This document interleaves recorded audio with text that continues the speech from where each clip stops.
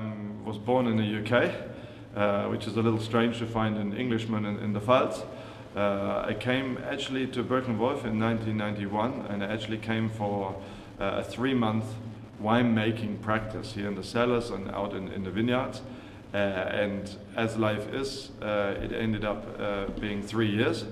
And then I traveled some more with wine. I worked in import in London, but I always had this feeling that I was missing something. And then one day you kind of wake up and you realize it was Riesling and the Pfalz that you were missing. And I had the opportunity to come back here in 1998. And I look after the European export. I look after private and corporate customers. We have a vinotheque upstairs here, an old cow shed, and this is like my office. And there I'm daily talking with customers about the wines. And now I'm more German than English, maybe. And we noticed you get excited about Riesling, you get excited about cow shit, you get excited about a lot of things.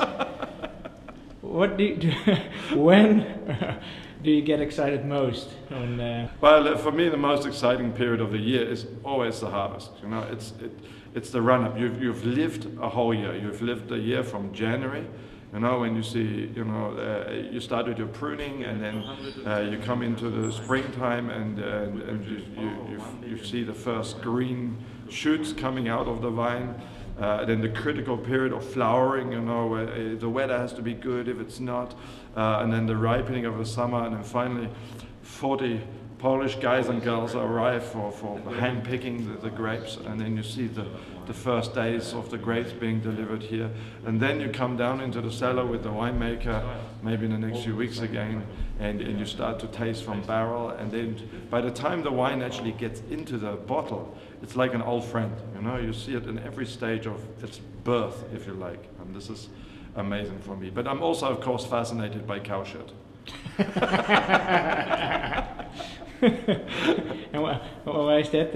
Yeah, we are a winery who has a great respect for our vineyards and the long-term development of our vineyards, that our soil remains healthy, our vines are happy vines, if you like.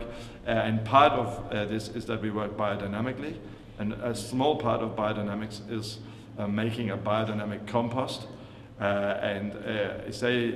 Monty Walden, our biodynamic guy, he's really amazed. He's Mr. Compost, and he will take you to a compost heap and show you how you have this wonderful, it doesn't smell of anything, you know, it smells of humus, it smells of earth, you know, it's a very pure form of earth that we bring onto the vineyard to encourage the vineyard to create healthy soils. And this is why maybe you understand now my interest is in cow shit, but it's more in the compost. It's a way of living. It's a way of living, yeah, exactly, that's right.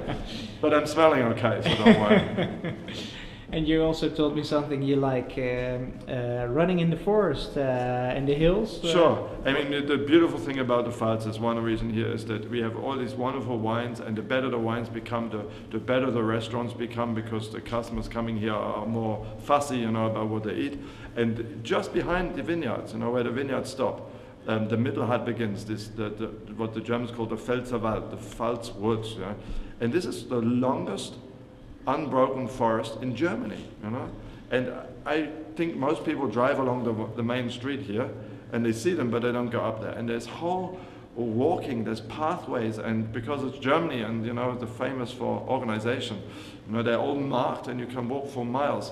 And then suddenly you will come around the corner thinking you're the only guy in the hills, and there's 200 German guys having lunch, you know, because there's a small hut there. And I'm running up there, and I can really recommend this. It's a very good way for clearing your head, and of course, if you're a wine guy, from working off a little bit of that dinner and Riesling, and more dinners and more Riesling, you know. Over the last 20 years, we had a complete rediscovery of Riesling, of its potential as showing the vineyard that it comes from, showing its full character in the wine. You know, we more than half the yield in the vineyard, and we start really to get the flavors again. And the more we got it, the more it was clear to us we have to concentrate on what we do best. and this is what we do best. So this is our total focus now, a downsizing onto dry Riesling. And you also told me you were selling actually land and everything, or? Yeah, down onto the Rhine basin where the soil is much too rich. It's great for fruit and vegetable, you know, short root crops, but it holds a lot of water. So it's no point you can't make good wine down there. So instead of wasting our energy there, we got rid of 20 hectares. Right when Bettina, the owner today in 1990, when she took over, and we lease it out to somebody else, and we focus on the top vineyards, and that's the vineyards that you've just seen here on the slopes. Ideal sunshine, best soils. Okay, so less is more. Less is more, exactly. A kind of whiff of spice, if you like, and it's refreshing, and that's kind of, so to say, this is what Bürklin does nowadays. This is your first idea of what we do, and if you like it, then you should keep going. You know? And this is what we drink. This is what our customers on the whole drink every day. Okay. You know, let's have a glass of Riesling tonight. It's Wednesday. Tomorrow I have to work, but you know, I had Monday and Tuesday, and I wasn't so great. So now I need a glass of Riesling. You know?